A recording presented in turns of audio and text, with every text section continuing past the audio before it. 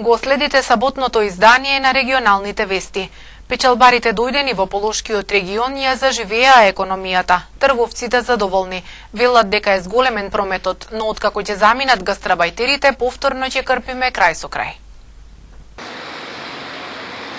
Чаршијата раздвижена, трговските центри преполни со купувачи, прометот зголемен за 100%. Печалбарите ја заживеа економијата во Полошкиот регион. Трговците задоволни. Велат дека поради зголемената продажба може да ги покријат изминатите 2 месеци, кога работеле со загуба. По заминувањето на иселениците, трговците повторно ќе крпат крај со крај. Сме задоволни, меѓутоа од кога беа настаните во Куманово, 2 месеца фактички овде беше се блокирано. Ништо не, воопшто не се функционираше, работа немаше воопшто, а сега со дојањето на овие наши иселеници што живеат во странство, мислам дека сме задоволни, меѓутоа таа сезона е кратка. Овај месец е 100%, али тоа е само еден месец. Другите месеци сме у минус.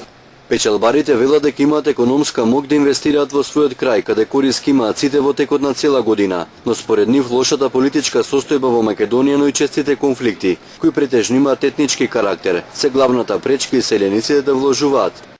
Пример за тоа е селото Доброште, од каде околу 1000 семејства се на привремена работа во странство. Само неколку од нив одлучиле да отворат производствени капацитети во нивното село. Ние печалбарите немаме доверба во партиите ниту од македонскиот, ниту од албанскиот политички блок. Тие треба да се повлечат од политичката сцена, па можеби тогаш ќе инвестираме. Како да имаме доверба кога во Македонија се пука, се уништуваат куќи, не е безбедно. Од Стопанската комора на Северозападна Македонија вела дека првенствено треба да се промени реалната слика во Македонија. Пасивната администрација е главниот проблем. Сите иселеници имаат семејства во Македонија и добро се информирани за сложените процедури, околу ваѓање документи или дозволи за градби. Во меѓувреме на локално и на централно ниво, институциите треба да остваруваат постојани деловни контакти со печалбарите, далеку од политички влијанија. Би требало да имат најмалку една канцеларија која што им го предложивме ние, каде што би можела да се обратат тие цело време, додека се тука, со одредени проекти, со одредени средби, заеднички, не само со политичари, туку буквално со бизнис заедницата заедно. Печалбарите додаваат од Стопанската комора треба да инвестираат во постојните бизниси кои веќе ги имаат во странство. Тука каде има и суровини работна сила, треба само да го прошират своето производство. Лешочкиот манастир со сета своја духовност и природна убавина секој ден привлекува се поголем број посетители. Од минатата година отворена е сувенирница. Во моментов се гради резиденција на надлежниот епархиски архиереј, а во план е реконструкција на стариот конак и изградба на нови конаци. Од почетокот на април па до октомври секоја година се поголем број посетители привлечени од духовноста и природната убавина го посетуваат Лешочкиот манастир. Семејно или организирани со автобуси од Македонија или диаспората, најмногу во викендите не пропуштаат прилика да запалат свечи и да се помолат за здравје во храмот посветен на Светиот Атанаси или на Пресвета Богородица, да ја посетат спомен собата на Кирил Печиновиќ, да слушнат нешто повеќе за историјата на манастирскиот комплекс, но и едноставно да уживаат во чистиот воздух и зеленило. Што се однесува до посетителите на манастирот, ги имаме во позамашен број. Немаме точна бројка сега. Имаме тури кои што доваѓаат со автобуси. Имаме семејни посети од македонци тукашни. Македонци кои што се во странство обавезно кога доваѓаат во летниот период не посетуваат поединечно, нели семејно. Имаме тури посебно, ќе спомнам, од Чешка, од Словачка, од Поljска, доваѓаат и на ночевање тие. Ночевањето ќе го поминат тука во Конакот, кој што има капацитет од 40 на кревети. Што се однесува до храна, се користи манастирскиот ресторант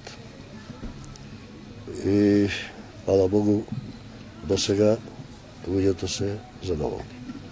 Конакот ние го добивме на некој начин руиниран, и само во него можеше да се влегува во една-две соби, да се влегува, не да се престојува.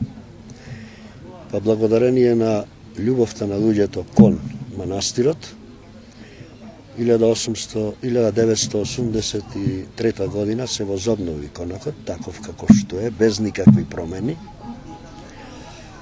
и се приспособија собите за престојување, преку околу 40 на кревети лежа има. Ретко е да биде целосно полн, но секогаш имаме по некоја, и сега имаме закажано 10 дена да престојува едно семејство од Скопје. Чувствувам дека тие луѓе сакаат, поготово странците, сакаат да ја осознаат историјата на манастирот, минатото на манастирот, ги интересира делата на Кирил Печиновиќ, начинот на живеењето негово,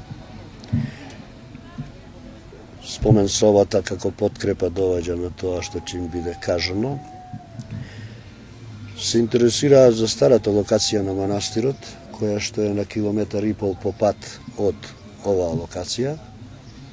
Воздушно може би нема ни 500 метри. Се интересираат за начинот за живеењето во манастирот, за престојувањето, за сите нешта. Ги интересира старата црква, која ќе им се каже дека таа е градена 1321 година,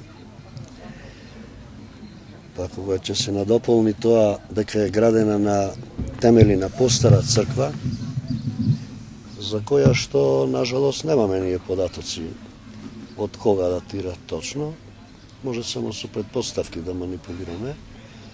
Некој велат од 6-7 век, некој од 9 и така.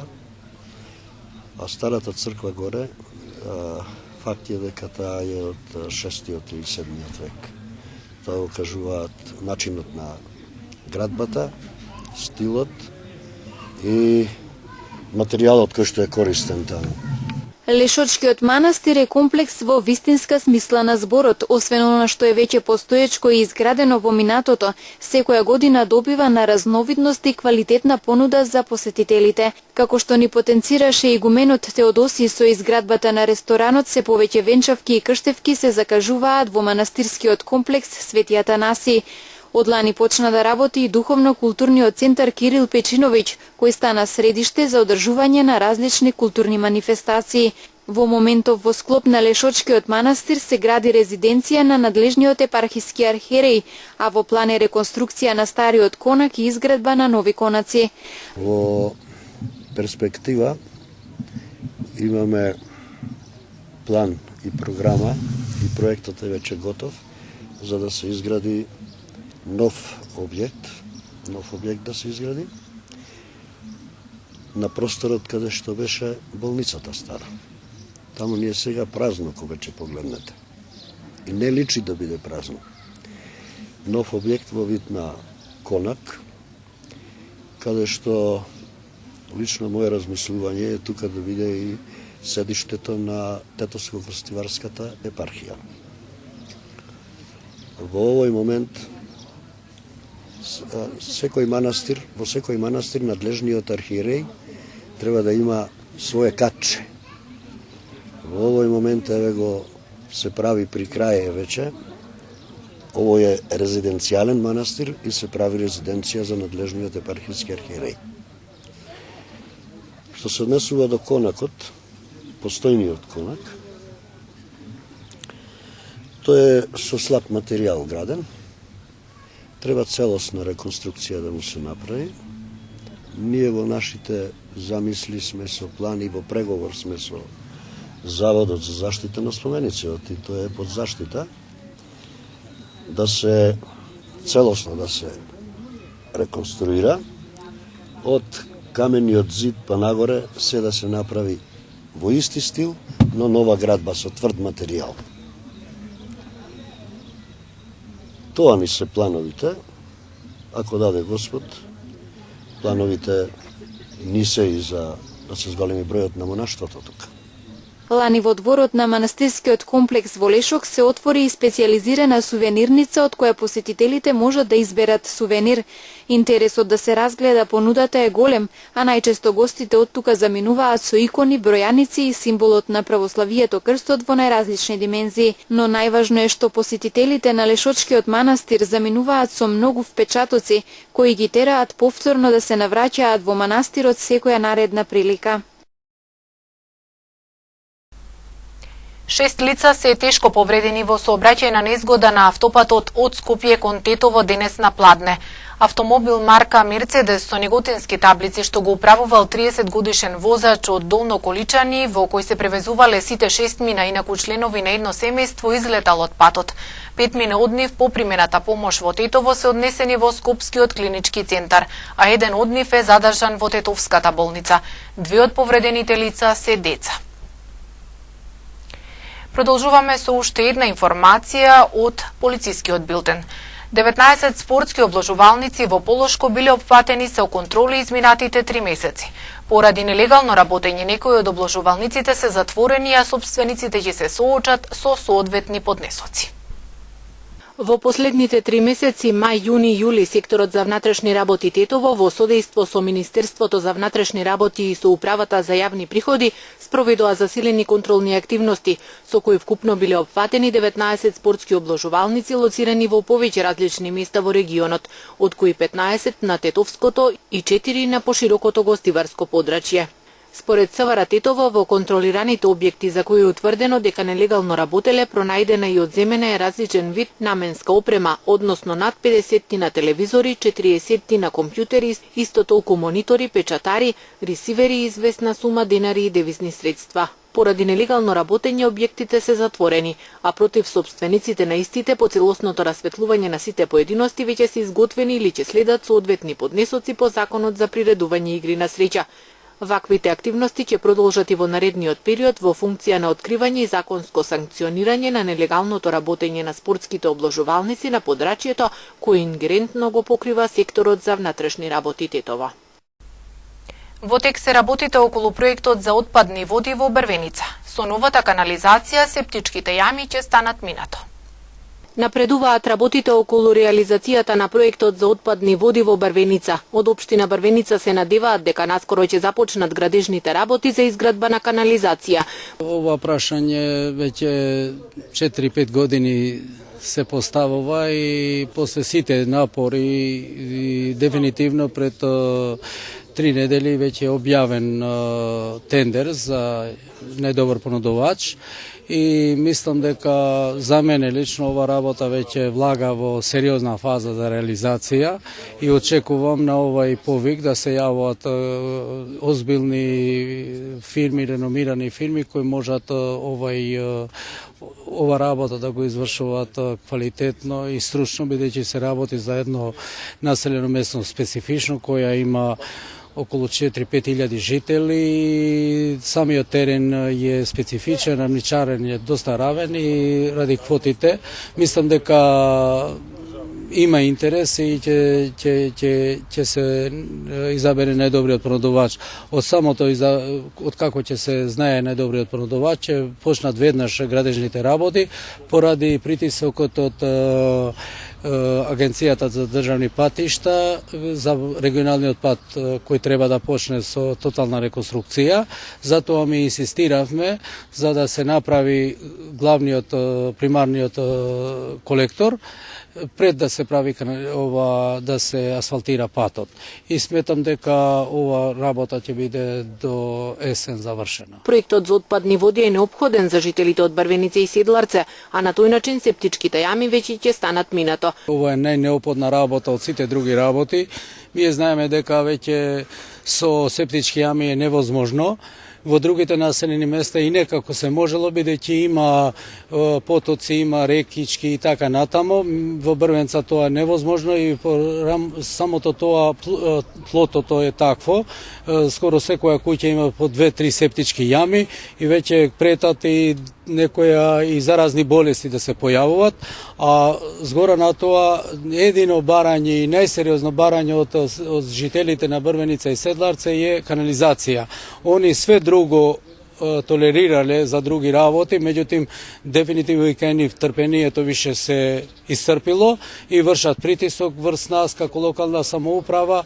Ние механизмите наши сме ги исцрпиле и ние вршиме на тие ресорните министерства, меѓутоа до сега за жал не наидовме баш на најдобро разбирање, мада имало ветувања до сега, ќе има, меѓутоа уште конкретно немаме извори за финансирање, сем тоа што имаме како совет гласано уште пред 3 години парите што беа од ЕБРД да се пренаменуваат за отпадните води во Брвеница, меѓутоа и тоа тече полека. Сега дефинитивно влезена е во завршна фаза и таа процедура. Мислам дека тие пари ќе бидат како втор дел. Првата сега овај тендер го отвори општината Брвеница со базирајќи се на буџетот, мада ќе имаме тешкоти, меѓутоа јас се надевам дека и пак со ребаланс или со друг начин на финансирање ќе излезат во сусрет и ресорните министерства, дали тоа ќе биде транспорт и врски, дали животна средина и така натаму, и самите граѓани има добра волја да се уклучуваат во ова што мислам за мене најпотребна работа за ово населено место, бидејќи поред отпадните води ние во Брвенца и Седларци имаме проблем и со атмосферските води, кога има врнежи, тука не се поминува по главниот пат. Вистина, за мене лично како градоначалник ќе биде најголема, ќе бидам најголемиот сретник кога ќе се заврши овај проблем, бидејќи граѓаните со големо право имат поплаки до нас за овај проблем што не е решлив со години. Од општина Брвеница имаат надежи дека сите финансиски проблеми околу реализацијата на проектот ќе бидат надминати и жителите ќе добијат канализација на која со години се надеваат.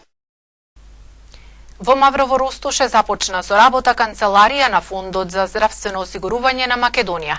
Канцеларијата ќе обслужува 42 населени места. Истурена канцеларија на Фондот за здравствено осигурување на Македонија започна да работи во Маврово Ростуше. Канцеларијата е отворена секој работен ден во периодот од 12 до 14:30. Канцеларијата ќе обслужува 42 населени места. Канцеларијата е отворена на барање на граѓаните на Маврово Ростуше во соработка со општината и здравствениот дом во чии простори е сместена канцеларијата. Овој истурен пункт на ФЗОМ е отворен со цел да им се излезе во пресрет на граѓаните кои живеат во општината, на печалбарите кои во летниот период доаѓаат во посета на родниот крај, на туристите како и на граѓаните кои имаат викенд куќи. Правата од здравственото осигурување во оваа канцеларија може да ги остварат граѓаните од 42 населени места доколку за тоа имаат потреба. Осигурениците, фирмите и здравствените установи можат да добијат неколку услуги и тоа пријави и одјави во здравствено осигурување, а покрај тоа се врши евиденција на потврдите за редовно школување, заверка на потврда за ортопедски помагала, а за дел од помагалата за кои е потребно мислење од лекарска комисија, осигурениците ќе може своето право да го остварат во подрачната служба Гостивар. Во канцеларијата се овозможува прием на фактури и на останатата финансиска документација од матичните лекари, поднесување барање за рефундација на лекови, вградени потрошен материјал, услуги и патни трошоци, поднесување барање за рефундација на лекување во странство, поднесување барање за рефундација или остварување на правото за медицинска рехабилитација, ќе се издаваат потврди за ослободување од партиципација во цената на здравствените услуги за крводарители и лица со посебни потреби, поднесување барање за остварување на право по основ на надоместок за боледување, како и поднесување барање за издавање двојазичен образец за остварување на правото за користење здравствени услуги за време на привремен престој во странска држава. Двојазичниот образец ќе биде изработен во подрачната служба Гостивар и наредниот ден ќе му биде доставен на осигуреникот во истурената канцеларија. Следејќи ги потребите на осигурениците на фирмите како и на матичните лекари, ФЗОМ изминатиот период отвори пунктови истурени канцеларии во 16 населени места од следните општини: Скопје, Тетово, Охрид, Куманово, Дојран и Македонска Каменица. Со овој чекор Фондот за здравствено осигурување на Македонија овозможува полесно остварување на правата на осигурениците, се вели во соопштението на ФЗОМ. ФЗОМ исто така отвори и аптеки во рурални средини на подрачјето на целата земја, се со цел полесна пристапност на граѓаните до потребните лекови.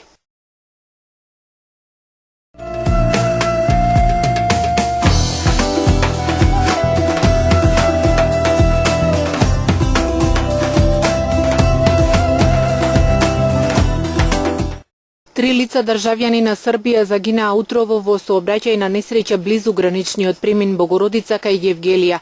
2 деца и нивната мајка, српски државјани, починале откако утрово околу 7 часот со автомобилот кој го управувал таткото удрил во бетонски столб на патот Демиркапија Евгелија.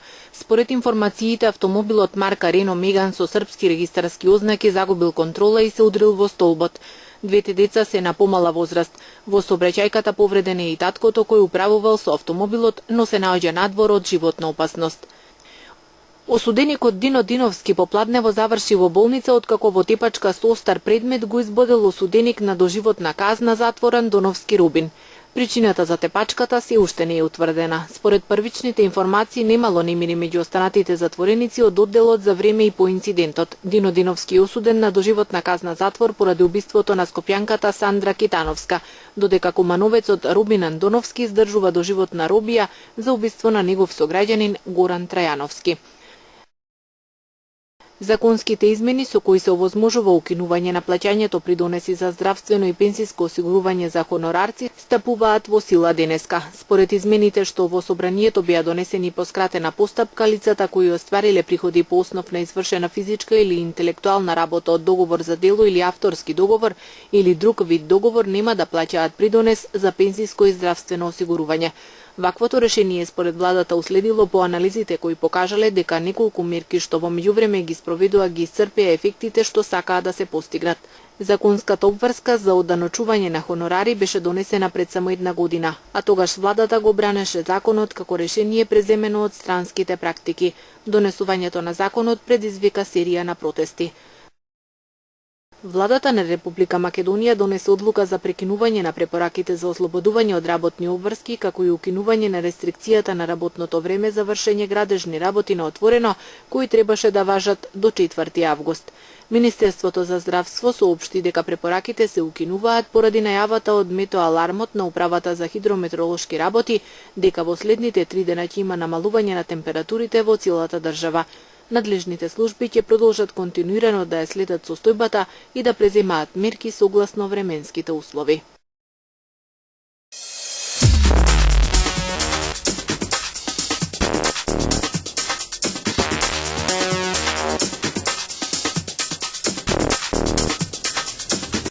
Палестинскиот тинејџер кој во текот на судирот на западниот брег беше застрелан и тешко ранет од страна на израелските војници им подлегнал на повредите, известија во саботата палестински медицински извори.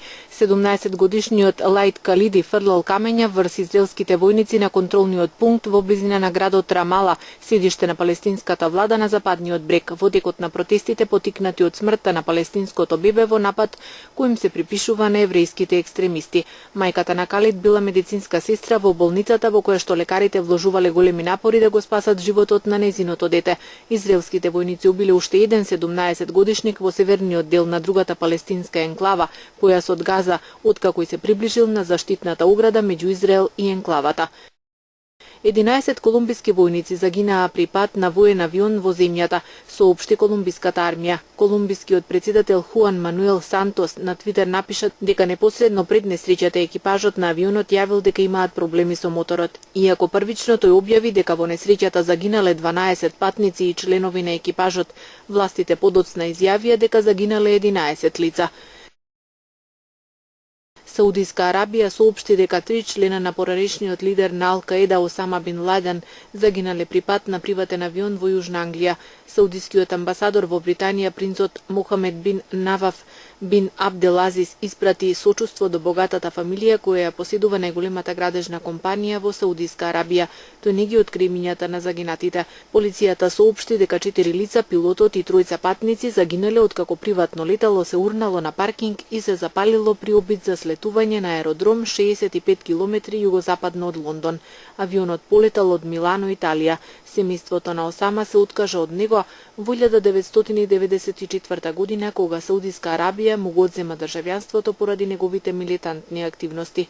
Тој беше убиен во Пакистан во 2011 година во акција на американските специјални сили. Светот за прв пат е на прагот да успее да ги спаси луѓето од ебола, соопшти Светската здравствена организација, откако податоците од експериментите направени во Гвинеја покажуваат дека вакцината е 100% успешна. Првичните резултати од испитувањето на вакцината ВСВ-Зепов на компаниите Merck и Newlink Genetics врз 4000 луѓе кои биле во близок контакт со заразени со ебола покажуваат 100% по 10 дена заштита. Сметаме дека светот е на прагот на ефикасна вакцина против еболата, рече Мари Пол, експерт за вакцини во СЗО. Германската канцеларка Ангела Меркел планира да се кандидира за 4ти мандат во 2017 година, објави германското списание Der Spiegel. Во окусиот текст се наведува дека Ангела Меркел се сретнала со главните советници и влијателни членови на Христијанско-демократската унија, со кои што разговарала за предизборната стратегија. Германската канцеларка го освои третиот мандат на чело на германската влада во 2013 година, кога ја формираше така наречената широка коалиција со Социјалдемократската партија. Меркел првпат стапна на должноста канцелар во 2005 година.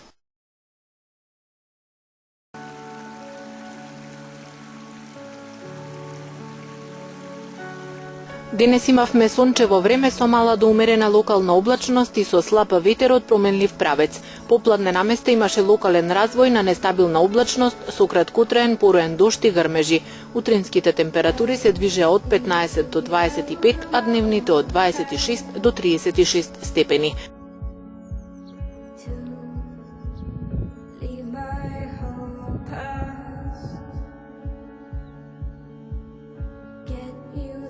Утре не очекува сончево и топло време, со мала до умерена облачност. Во попладневните часови ќе има развој на нестабилна облачност со локален пороен дожд и грмежи.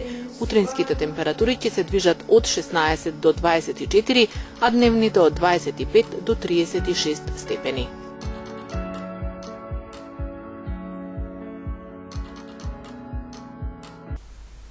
Тоа беше се што ви подготвивме за ова издание на регионалните вести. Ви благодариме што и овој пат бевте со нас. Пријатно!